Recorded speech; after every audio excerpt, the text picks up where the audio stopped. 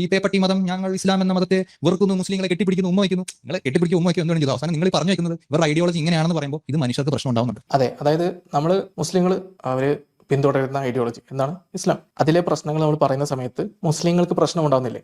ആ പ്രശ്നം ഉണ്ടാവുന്നത് കൊണ്ട് നമ്മൾ പറയുന്നത് റേസിസമാണ്, വംശീയതയാണെന്നാണ് പ്രതീക്ഷ പറഞ്ഞു വരുന്നത്. അങ്ങനെ ഏത് ആശയത്തെ വിമർശിച്ചാലും അത് ഏതെങ്കിലും ഇപ്പം നമ്മളിപ്പോൾ ഒരു മനുഷ്യരും കൊണ്ട് നടക്കാത്ത ആശയം ആണ് നമ്മൾ വിമർശിക്കുന്നതായിരിക്കാം.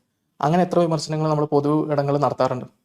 നമ്മൾ ആശയത്തെ വിമർശിക്കുന്നുണ്ടെങ്കിൽ അത് കൊണ്ട് നടക്കുന്ന പല ടീമുകളുണ്ടാവും. ഈ പ്രതീക്ഷിന്റെ കാര്യം തന്നെ പറഞ്ഞാൽ, ഉദാഹരണത്തിന് സംഘപരിവാർ എന്ന് പറഞ്ഞാൽ ഏലിയൻസ് അല്ലല്ലോ, മനുഷ്യരാണ്. അപ്പം അവർ ഒരാശയം പറയുന്നു, അപ്പോൾ അവരെ നമ്മൾ ഇങ്ങനെ എതിർക്കും. പ്രധാനമായിട്ട് അവരുടെ മെയിൻ ആശയം എന്ന് പറഞ്ഞാൽ ഹിന്ദുമതമാണ്. ബാക്കിയുള്ള ഹിന്ദുമതം ഇല്ലെങ്കിൽ സംഘപരിവാറിൽ ബാക്കി കുറച്ച് പുകയും കുറച്ച് ചാമ്പലും കുറച്ച് അത് മാത്രമേ ബാക്കിയുണ്ടാവുള്ളൂ. അതാണ് അവരുടെ മെയിൻ. അപ്പോൾ ആ ഒരു ആശയത്തെ നമ്മൾ എതിർത്തുന്നിരിക്കും. അപ്പോൾ എന്ത് സംഭവിക്കും? അതിൻ്റെ പേരിൽ സംഘപരിവാറിൽപ്പെട്ട ആളുകൾ അല്ലെങ്കിൽ ചില ഹിന്ദുക്കൾ, സംഘപരിവാറിൽപ്പെട്ട ഹിന്ദുക്കൾ എന്ന് പറയുകയാണെങ്കിൽ അവരെന്ത് നേരിടും? അവർ സമൂഹത്തിൽ നിന്ന് ചില പ്രശ്നങ്ങൾ നേരിടും. ഉദാഹരണത്തിന് കേരളത്തിൽ സംഘപരിവാറുകാർ ഒരുപാട് വിമർശനം, അതായത് എല്ലാ സൈഡിൽ നിന്നും വിമർശനം നേരിടുന്ന ഒരു ടീമാണ്. അപ്പോൾ ആ വിമർശനത്തിൻ്റെ ഭാഗമായിട്ട് സംഘികൾക്കെതിരെ ഒരു ബയസ് സമൂഹത്തിൽ രൂപപ്പെടും.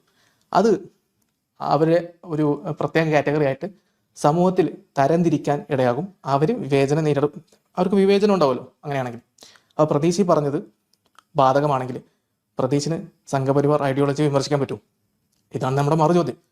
കാരണം നമ്മൾ ഏത് ആശയത്തെ വിമർശിച്ചാലും അപ്പുറത്ത് അതുമായി ബന്ധപ്പെട്ട് ജീവിക്കുന്ന ആളുകൾ ഉണ്ടായിരിക്കും. അതുകൊണ്ട് തന്നെയാണ് നമ്മൾ ആശയത്തെ വിമർശിക്കുന്നത്.